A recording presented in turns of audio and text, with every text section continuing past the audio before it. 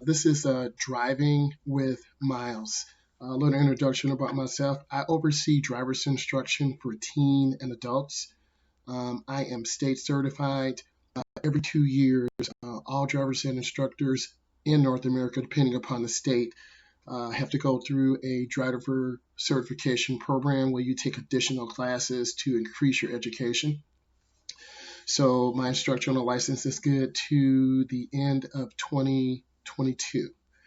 Also, I schedule test drives. I conduct exams for segment one, segment two, and I also mail paperwork to the corporate office.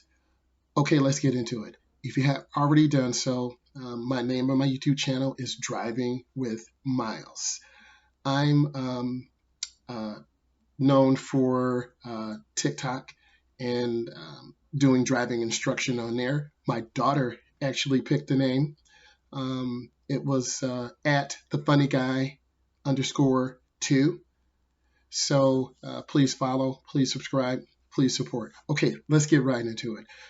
Yesterday I talked about searching and a little bit of speed and braking control for reasons why students fail. This is going to be the next part of the series. So you need to listen to this and really understand. I highly suggest you subscribe to this because we're going to get into greater detail about why students fail, how they fail. So if you follow these tips, you will definitely have greater success in passing your road test. Okay. Um, we have to use the turn signal to let people know when there's a directional lane change. Okay. You need to turn your turn signal on 100 feet or half a block. With that in mind, if you turn your blinker or turn signal on too late, cars behind you, traffic behind you can't slow down in time, creating a dangerous rear end situation, and you will be marked down. On the other side of that, if you turn your blinker on too early, drivers have question marks. What is this driver doing?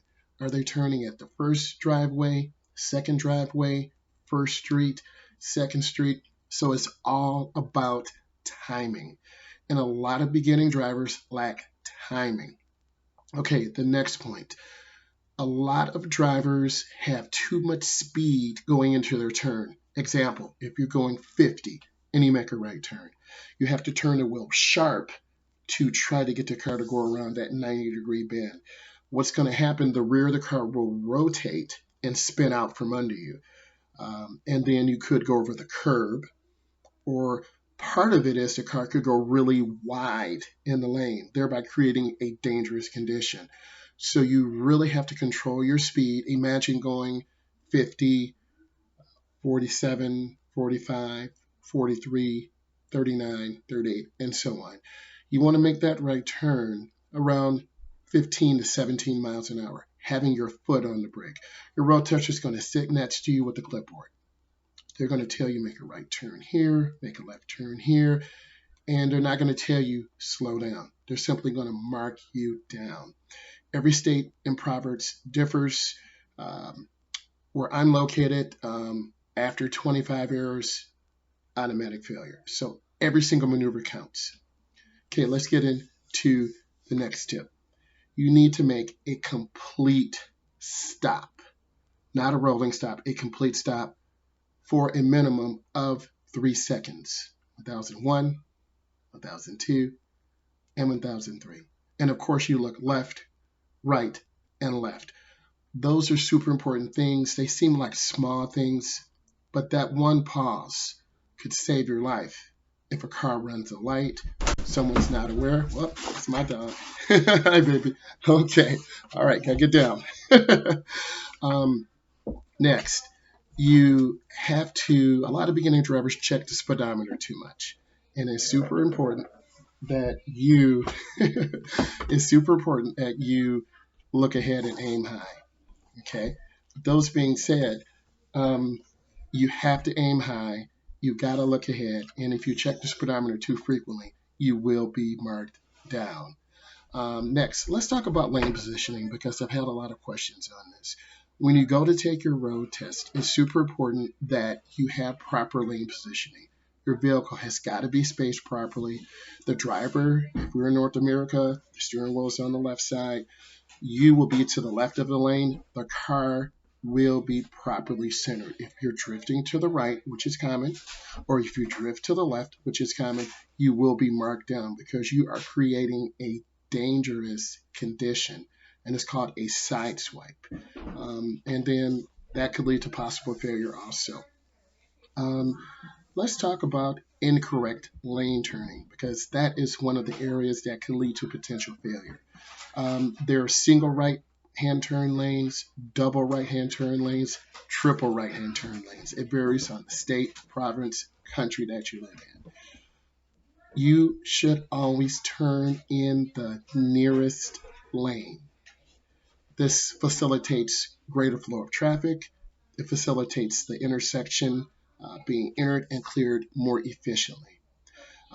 If you need to get all the way over to the left lane, you need to get in the appropriate lane. If it's a double right turn and getting over to the left, or a double left turn, you need to know where you're going to end up, and you will lose points and potentially cause an accident if you cut over lanes. This creates a really dangerous situation. Let's talk about you fail to have proper lane tracking. A lot of beginning drivers kind of drift to the left, drift to the right. You have to feel comfortable. You have to feel one with the vehicle. And that's super important. And this goes through practice and through experience. Let's talk about proper spacing.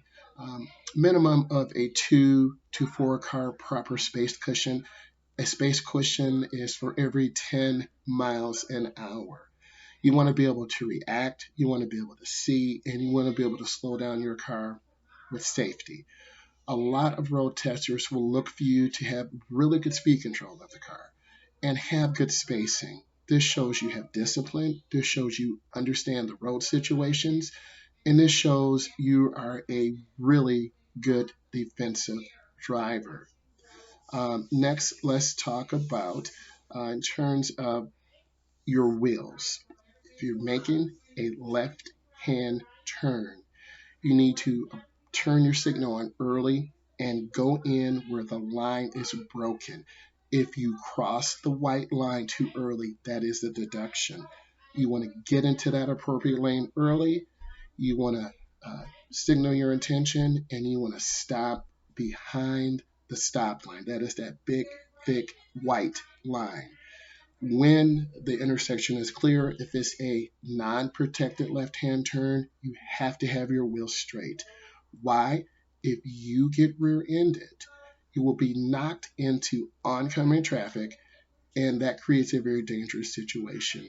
You want to keep your wheels straight. You want to watch oncoming traffic, and once traffic comes by, you signal. You should already have your signal on, and you turn hand over hand into the nearest lane.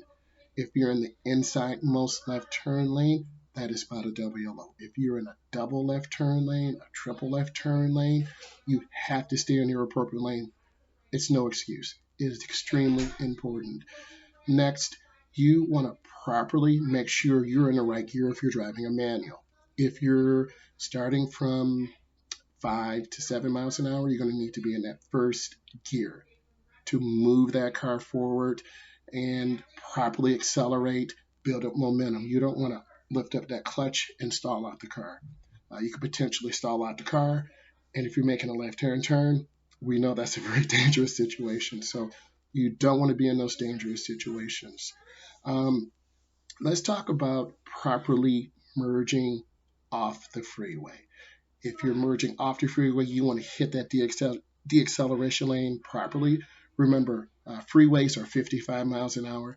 Expressways are over 55 miles an hour. So it's super important that you have proper timing, slowing down early, not crossing the edge line to the right, which is white, and not crossing that yellow line, which is the warning line to the left. You will get points reduced. So you want to be smooth coming off of that freeway, deaccelerating and going in very smoothly. It is extremely important that you have control of your vehicle, reduce the body lean because centrifugal force will pull your car to the outside. So you want to demonstrate competency. Again, this is Driving with Myles. Please subscribe. I do appreciate you. Thank you so much.